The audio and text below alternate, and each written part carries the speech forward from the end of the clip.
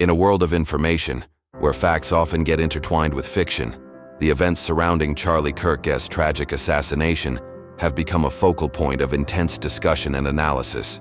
Today, we're going to delve deep into the timeline of that fateful day, exploring the meticulous planning behind the attack.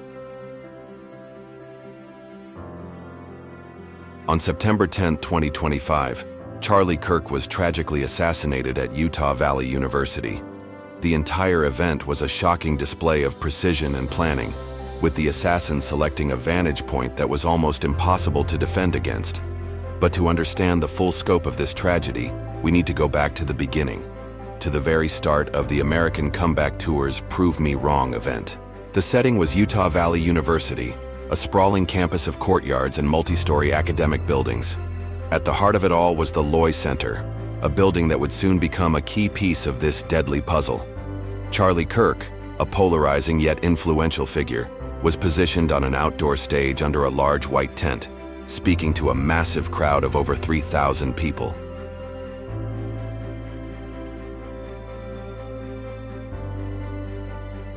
The stage was set, the crowd was engaged, and the atmosphere, while lively, was controlled.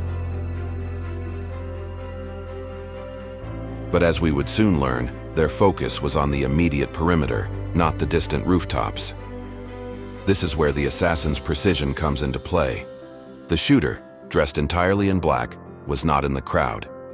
They were on the rooftop of the Loy Center building, approximately 430 feet away from Kirk. This distance provided a clear, unobstructed line of sight, a perfect vantage point for a sniper. Eyewitness accounts and security footage later confirmed that the single gunshot that shattered the peace of the afternoon came from this very rooftop. It was a shot that required a high degree of skill and specialized equipment, likely a scoped firearm designed for long-range precision. The bullet, traveling through the open space, struck Charlie Kirk directly in the neck, causing him to collapse on the stage in a moment of shocking violence. Shouts of "Get down and run" echoed across the courtyard as people sought shelter. Campus police, already on the scene, moved quickly to secure the area, while Kirk's personal security team rushed him to a nearby hospital in a private vehicle. The swift response, however, was not enough to save him. Meanwhile, a full-scale manhunt was initiated. Nearby buildings went into lockdown as police conducted room-to-room searches. 2 individuals were briefly detained, but the assassin, having meticulously planned their escape, had already vanished. They had chosen an elevated, concealed position, not just to ensure a clear shot, but also to maximize their chances of escape by blending into the campus and its surrounding structures. The shooter remains at large, leaving a trail of unanswered questions and a chilling testament to the effectiveness of their plan. This event forces us to consider the dynamics of high-profile security in the 21st century.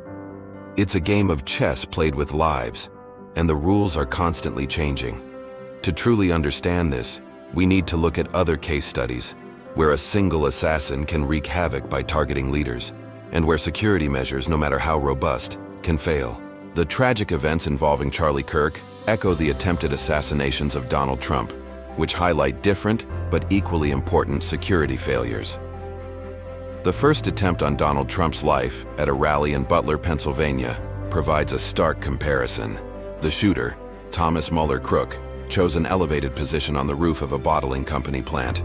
The building was outside the Secret Service's primary security perimeter, a critical oversight that the shooter exploited.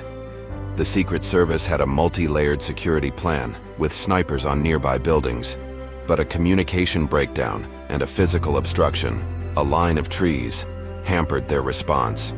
Out of the 8 shots fired, 1 bullet grazed Trump's ear, a testament to the shooter's aim and the former president's last-second movement. The delay in neutralizing the shooter, a full 2 minutes, was a direct result of these security lapses. It is a sobering reminder that even the best-laid plans can fall apart due to simple miscommunication and physical obstacles. Then, there was the second attempt on Trump's life at his golf club in West Palm Beach. This incident showcases a different kind of threat and a different kind of security response. The shooter, Ryan Wesley Ralph, had meticulously scouted the location for over 12 hours, waiting for the perfect moment. He was positioned behind a chain-link fence, approximately 300 to 500 yards away. But this time, a vigilant Secret Service agent conducting a sweep noticed something suspicious: the barrel of a rifle emerging from a gap in the fence. The agent acted swiftly, neutralizing the threat before a single shot could be fired at Trump. This was a textbook example of proactive security, a keen eye and a rapid response that prevented a tragedy before it could even unfold. Ralph's goal was not just to kill, but to create shock and awe, to incite a civil war and capture the entire incident on his GoPro camera. This reveals a new layer of threat: assassins who are not just seeking to kill, but to create a spectacle that serves a larger political or social purpose. These events, fictional and historical, underscore the complex challenges faced by security professionals. They are a constant reminder that security is not just about protecting a person, but about controlling an environment. It's about anticipating threats from all angles, from a crowd, from a distant building, or even from a lone individual waiting patiently for the right moment. The assassinations described in this video highlight the critical importance of a comprehensive security perimeter that includes all potential vantage points. They also show the necessity of seamless communication between security teams and the need for a swift, decisive response when a threat is identified. In a world where political polarization and the spread of misinformation are rampant, the threat of assassination is not just a historical footnote. It is a clear and present danger.